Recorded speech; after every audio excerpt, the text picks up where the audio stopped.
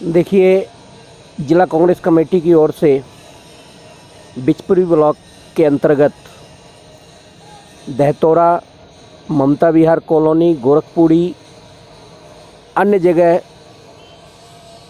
जिला कांग्रेस कमेटी की तरफ से सैनिटाइज का छिड़काव घर घर हम लोगों ने किया है।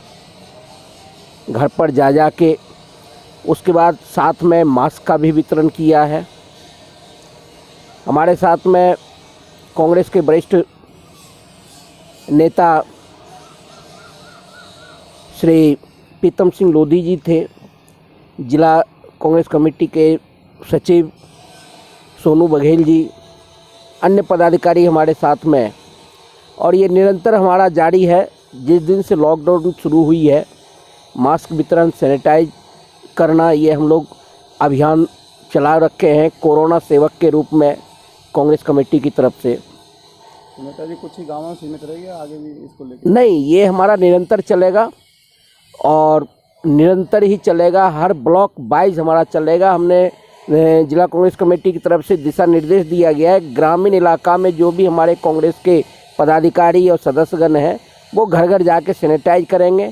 कोरोना मरीज जिस घर में है, हमने ये भी ठाना है कि जिस घर में कोरोना मरीज है, होम क्वारंटाइन जो है, उनकी सुविधा अनुसार अगर उनका कॉल आता है, कई कॉल आए भी हैं हमारे पास में, उनको सुविधाएं भी दी। उनका अगर कॉल आता है, उनको मेडिसिन पहुंचानी हो, भोजन पहुंचानी हो, वो भी कार्य हम करेंगे इसमें। क्योंकि ये महामारी एक व्यक्ति के लिए नहीं है, भारत के ऊपर बहुत बड़ा ये प्रकोप पड़ा हुआ है। और भारत इस महामारी से जनसेवक के रूप में, भारत में एक सौहार्दपूर्ण वातावरण है और यहाँ के जनता जितना भी कष्ट होता है, वो हम लोग बिल्कुल कष्ट को हंसते हुए और एक दूसरे को बांटते हुए टालते हैं। उसको हम टालते हुए चले आ रहे हैं। ये निरंतर हमारी सेवा जारी रहेगी। सबसे बड़ी दुर्भाग्य की बात है कि भारत की जो मुखिया हमारे परम आदरणीय मोदी जी, जो बड़े बड़े उन्होंने डिंगे हाँकी, बड़े बड़े उन्होंने ये वादे किए कि भाई मोदी घर घर मोदी और हर हर मोदी घर घर मोदी, तो उन्होंने भगवान बनने का प्रयास किया। तो भगवान भी देख चुके हैं कि भगवान बनने का उन्होंने प्रयास किया और जनता को भगवान का प्रकोप देखिए कि इनकी गलतियों की वजह से भगवान का ऐसा प्रकोप आया है। क्योंकि मैं आपको बता दूं, राजा जो होता है, राजा अगर अपराध करता है तो उसका प्रजा उस अपराध का भुगतान प्रजा को करना पड़ता है। इसी प्रकार हमारे देश के राजा, हमारे देश के प्रधानमंत्री ने घोर अपराध किया है और उस अपराध का नतीजा ये है, घोर अपराध, राम के नाम को उन्होंने बदनाम किया है, पूरे जनता को ऐसे नरक में डाल दिया है। हिंदू हिंदू चिल्लाते हैं वो, लेकिन हिंदुओं का उन्होंने ये हाल कर दिया है कि बेचारे को शमशान तक नसीब नहीं है, दाह संस्कार तक नहीं होता है। मैं पूछना चाहता हूँ उस संगठन से, इन लोगों से, संघ परिवार के लोगों से, अब क्या हुआ? उस हिंदुओं को दाह संस्कार ने 400 लाशें हर जिले में रेतों में बह रही है, गंगा जी में भाज, कुत्ते और कीड़े खा रहे हैं, कुत्ते नोच रहे हैं, गिद्ध नोच रहे हैं। ये दशा, मोदी जी आप इस बात को ध्यान रखें। अब जनता आपको बर्दाश्त नहीं करेगी। मात्र 2 साल आपको उत्तर प्रदेश और 24 तक में जनता बिल्कुल उखाड़ के आपको फेंक देगी और नाम भी नहीं लेगा। फूल को धूल में मिला दिया जाएगा आपको। अब भी मौका है, संभल जाइए। अब भी मौका है, संभल जाइए। जनता के ऊपर वैक्सीन को आपने दर बेड तक नसीब नहीं है। एक एक मृतक, जो एक तो गरीब जनता हॉस्पिटल जाने के लिए तैयार नहीं है, चूँकि 10-10 लाख 15-15 लाख रुपए उसको बिल देना पड़ता है। प्रतिदिन के हिसाब से 1-1 लाख रुपए लगता है। हॉस्पिटल भी आपके संरक्षण में चल रही है। आप अधिकारियों पर पीठ थपथपा रहे हैं। अधिकारी लापरवाह बड़े आनंद में है, पीठ थपथपा रहे हैं उसको। किसी तरह का प्राइवेट हॉस्पिटल को आपने कसाई खाने के रूप में बना दिया है। प्राइवेट हॉस्पिटल, सरकारी हॉस्पिटल में इलाज नहीं है आपके यहाँ, प्राइवेट हॉस्पिटल में जाता है वो कसाई बकरे की तरह उसको कटना पड़ता है। तो जनता आपको दुर्दशा कर देगी, आप इसको ध्यान रखिए। अभी भी मौका है, आप उसको संभालिए और जनता के बीच में आइए, जनता का सेवा में लगिए। मैं इसी उसमें धन्यवाद देता हूँ आपके चैनल को भी, जो जिस तरह से आप लोगों ने इस जनता सेवा में आपने योगदान दिया और हमें कुछ दिखाने का अवसर दिया। मैं उसके लिए आपके चैनल को, आपकी टीम को बहुत बहुत आभार और धन्यवाद। मैं पीतम सिंह लोधी, राष्ट्रीय कांग्रेस पार्टी का वरिष्ठ कार्यकर्ता।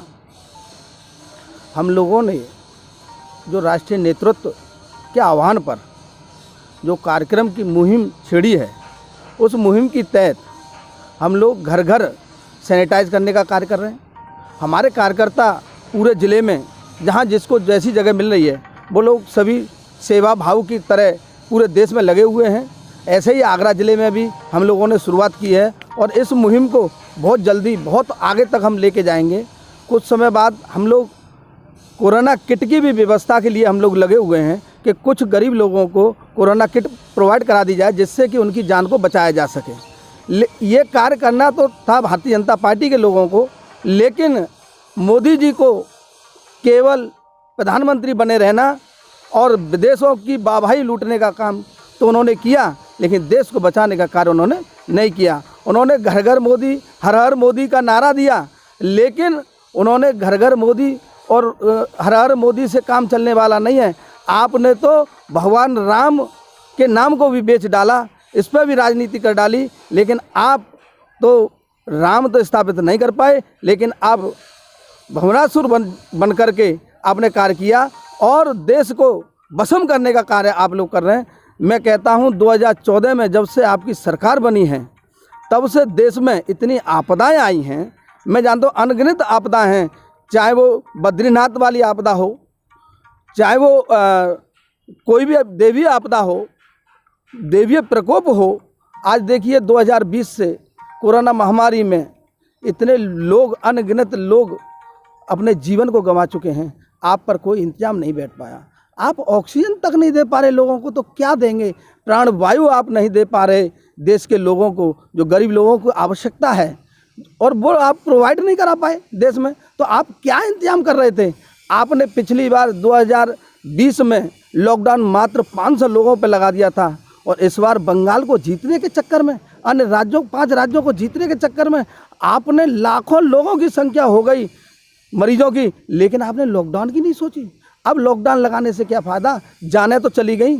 पहले केवल शहरों तक, एसी में रहने वाले लोगों तक सीमित था ये कोरोना, लेकिन आज हर गांव फैल गया है, और गांव में वो महामारी है जिसकी काउंटिंग आपके पास है ही नहीं, आप दिखाई नहीं पा रहे। केवल आप तो अपने आंकड़े वो दिखा रहे हैं, उन लाशों के आंकड़ों को भी छुपाने के कार्य कर रहे हैं आप तो। इस देश की हालत इतनी पतली हो गई है, इतनी ढीली हो गई है कि WHO भी अब कहने लगा है कि लाशों के ढेर लग जाएंगे हिंदुस्तान में, और आप पर कोई इंतजाम नहीं है। आप कह रहे हैं सब ठीक है, योगी जी आए आगरा में, सब ठीक है, आपके कहने से सारा सिस्टम ठीक हो सकता है, आप काम तो कुछ करेंगे नहीं। आपने रोजी रोटी और 15-15 लाख का लालच देके के सरकार तो अपनी बना ली, लेकिन इनकी रोजी रोटी छीन ली। आज एक गरीब व्यक्ति भूखा मर रहा है, उसे खाना नसीब नहीं हो रहा, उसे काम नसीब नहीं हो रहा, क्या जाए वो गरीब? ऐसे कार्यों के लिए कांग्रेस पार्टी आगे आई है, और मैं कहता हूँ 2022 तक हम लोग अपने नेटवर्क के माध्यम से पूरे हिंदुस्तान में, पूरे उत्तर प्रदेश में हम घर घर जाएंगे, लोगों का हालचाल पूछेंगे, उनकी खुशहाली पूछेंगे, और जब जो दुखी होगा उसकी जैसे भी सेवा